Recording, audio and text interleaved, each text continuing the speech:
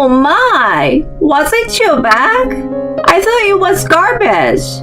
I'm so sorry about that. My mother-in-law threw away my bag. I was stand at the side of it in the trash can, mixed in with piece of vegetables and meat. It was badly cut up and disfigured. I could see the utter malice in it. Well, all your belongings are like trash anyway. What's the big deal? I couldn't bear to see you leave your garbage at my front door. As a mother-in-law, I couldn't overlook it. You should be thankful to me. What have you done? It was a bag that I had been treasuring. My husband bought it for me for my birthday. That wasn't it. There were $10 million in it. My name is Chelsea. I'm a housewife. When I got pregnant with my husband Philip, we got married. It was a shotgun wedding. Our daughter Lisa will be 5 years old this year. We have very loving and caring family dynamics. Basically, I'm living a happy life. Except for one thing. That is my mother-in-law's bullying. When my father-in-law passed away a few years ago, my mother-in-law Kate decided to sell the house and moved in with us. In the beginning, she was humble and appreciated everything I did for her. Within a year, her true nature began to emerge. She lectured me about the importance of being frugal and complained that I spent too much at every opportunity. My family depended solely on Philip's income. He earned more than most people his age. We had enough money to live a comfortable life as long as we didn't splurge. We were even able to save money every month. We thought there was no need for us to be frugal. Kate didn't like our way of thinking and interfered in many things. Whenever I bought groceries, she spread them out on the counter before I could even put them in the refrigerator. She compared each item with several advertisements to see if I bought it at the cheapest price. Then, of course, I had to put them away myself afterward. And if something wasn't cheap enough, she even asked me to return it. Since she had been researching the prices so thoroughly, she was able to calculate the total cost of the dishes I cooked. She complained about the high cost per dish, the waste of electricity with the way I cooked, and other tedious details. I once rebelled against her, but she threw all the food in the pot into the trash. It's your fault for not obeying me, that all the food went to waste. I was illogically blamed, but she was so fierce that I gave up. It was not only about the family budget that she complained about, but also about my personal expenses. If I bought new clothes, "You don't need these beautiful clothes. Wear what you already have until they become tattered." If I went out to lunch with a friend, she snatched the receipt. "Next time, go to a cheaper place. Better if you stop eating out and wasting money." That money was the allowance Philip had given me, and I always managed within the budget. I never touched the family expenses for my personal use. If Philip were to complain, that would be one thing, but to have her complain? I had no reason to be scolded by her. The worst was, when I was taking a nap alone on a very hot day, she turned off the air conditioner and opened all the windows. I woke up from the heat and was upset thinking that it would have been ridiculous to get heat stroke from it. I asked her why she did what she did. "It's obvious, isn't it? You think electricity for you is a waste. When I was your age, we only had a fan."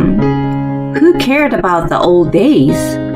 I complained to Philip, but she always put on a good face in front of him and Lisa.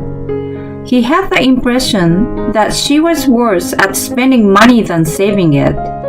He warned her softly, but he didn't believe me much. She did have a habit of spending money. Contrary to what she always lectured me, she did not practice the same at all. Philip bought her a smartphone when she moved in with us. Until then, she only had a landline. She was excited to have the new phone and quickly mastered its use.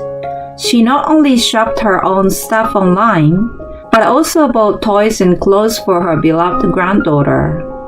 I felt that giving Lisa everything was not good for her. But the problem was that Kate spent more than she could afford.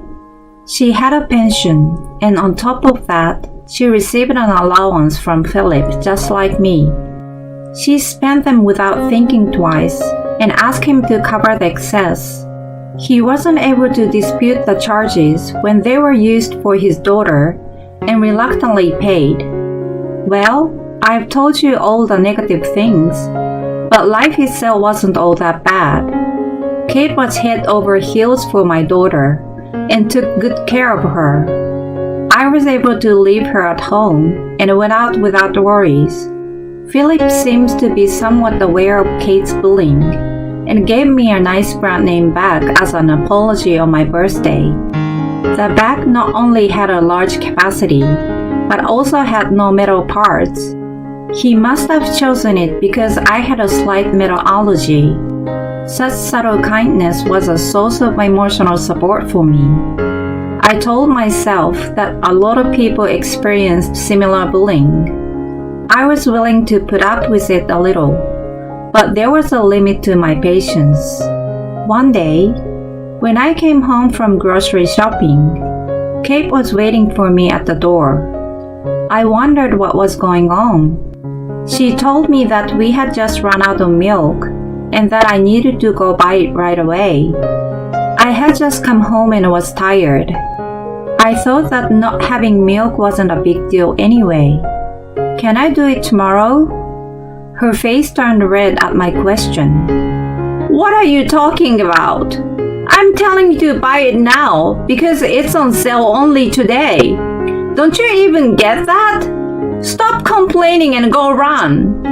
She wouldn't have backed down even if I tried to reason with her. So I had no choice but to go back out.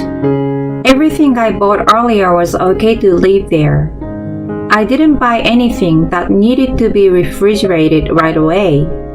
She was going to check them one by one anyway, so there was no need to put them away. I grabbed my bag and opened the front door. Wait a minute! I was about to leave when she stopped me. I thought she would tell me to tidy up first, but it was something else. You don't need to carry such a heavy bag just to go buy some milk, do you? You'll just get tired. Leave it behind. The bag that Philip gave me was so convenient that I used it regularly. Because of that, I left all kinds of things in it, and it was indeed getting heavy. I wondered if she was showing a little care for me.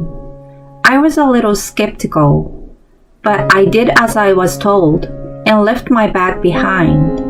The milk on special sale was not yet sold out, and I bought some. On the way back, I thought that buying things we didn't need was a waste of money. When I returned, all the groceries that had been scattered earlier had been cleaned away. The only people in the house were Kate and Lisa. Since a 5-year-old couldn't clean up everything, it was inevitable that Kate had done it. I thought it was unusual. I needed to check my phone, which I had left in my bag. My bag was missing. Kate must have taken it inside. I looked around and found the contents of my bag scattered all over the dining table. I guess that Kate might have overturned the bag because it was too heavy for her. It was still missing though. As I was looking around to see if she had put it on the floor, Kate appeared from her room. I put away the groceries you left at the entrance. I'm in a good mood today. You should thank me. Thank you. I was about to ask her where my bag was, but she mentioned something strange. I also got rid of the kitchen garbage that was left with the groceries. I'm really ashamed that I have a daughter-in-law who can't even clean up after herself. I didn't want a mother-in-law like you. I muttered in my mind while I focused on the word garbage. There was no way I would have left such a thing at the entrance. We did have a trash can for food scraps just outside of the kitchen door. No matter what, I couldn't have left it at the front door. I opened the lid of the can to see what she was talking about. Even luxury brand goods are no better than food scraps if a woman like you has them in her possession. As a mother-in-law, I can't leave food scraps at the entrance. That's why I made sure to put it in the trash can. I found my cut-up bag mixed with scraps of vegetables, meat, and last night's leftovers. What a mess she had made. I knocked over the can and scattered the contents out. Then I tried my best to remove the pieces of my bag that had been chopped up. She grinned and looked down at me. Oh, that's just pathetic, going through the garbage.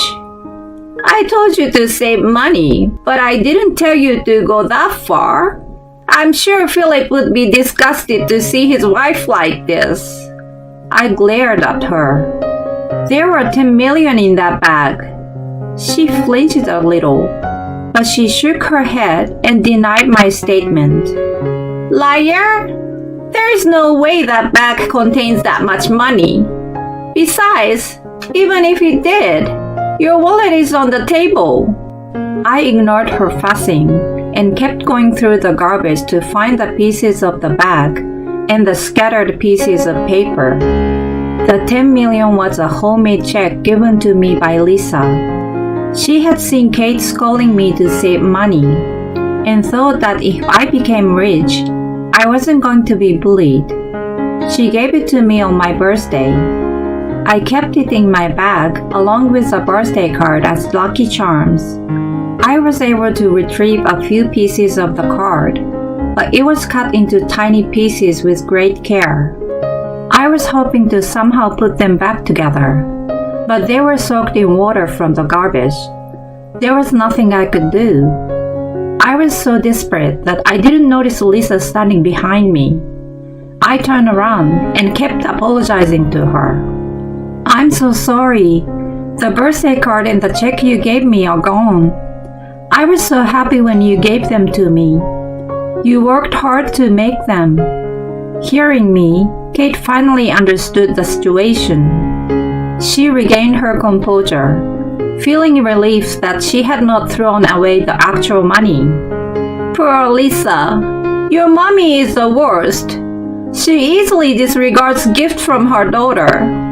Leave the bad mommy alone and let's play with Nana. She took the opportunity to make me look like the bad guy. The true culprit was right in front of our eyes. I could have just said so, but the guilt and the fact that I didn't take good care of them made my mouth clamp shut. Then Lisa, who was standing in front of me, spoke up. I saw you, Nana. I know Nana cut Mommy's back with the scissors. While I was out to buy milk, she witnessed everything. Not realizing, Kate must have been joyfully cutting up the bag. Kate was visibly unsettled and was about to excuse herself, but Lisa shouted first. I hate you, Nana! She cried out loud, throwing the toys Kate had bought. The word hate must have stabbed Kate so deeply that she collapsed to her knees. I too exposed with emotions that had been holding back and wailed like a child. Philip returned to such a scene. He freaked out and ran up to us.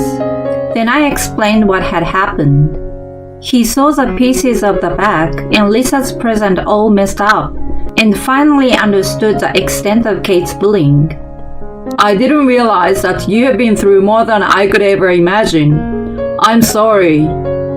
After he apologized to me, he condemned Kate and demanded to tell him everything she had done.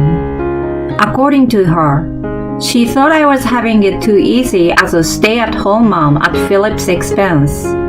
She wanted to give me a taste of how she used to feel when she was younger. She was familiar with brand-name products, and the high price of the bag I had received infuriated her. She had taken out my wallet and other stuff that couldn't be cut by scissors, but overlooks a present from Lisa hidden in an inside pocket. She ended up chopping them along with receipts. You knew you were doing something terrible. When the time came, I was going to say that Lisa had played a prank on you. Later, I found out that her comment made him instantly decide the future. Are you kidding me? Forcing your own misdeeds on your grandchild? It's not good for Lisa's education, and we can't have such a person in our house. This is a good opportunity. I'm going to ask you to leave. I hope you will realize the importance of having money and family. Then he turned to Lisa and me. From now on, the three of us will live happily as a family. We don't have to force ourselves to save any money. We'll have one less person. We can live more luxurious and comfortable lives than ever before. Kate cried aloud behind him, but the decision was never overturned.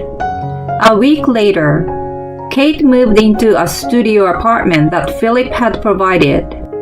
It was equipped with a bare minimum of appliances, but the room looked old and haunted. We didn't want her to be kicked out and come back to us, so Philip agreed to pay only the rent and nothing more. If she wanted something, she needed to work and enjoy saving money as much as she would like. She now lives a frugal life, working at a job for seniors, and is not able to spend as much money as she used to. She's also on the cheapest phone plan and is using a simple cell phone. When she's at home, she apparently has a lot of free time on her hands. It would be bad if she were to fall ill or something, so Philip goes to check on her once a month. She keeps asking him to bring Lisa with him, so she could spend some time with her. Lisa refuses to see her, and there's nothing we can do about it. The black sheep is gone, and the three of us are living a slightly richer and much happier life together.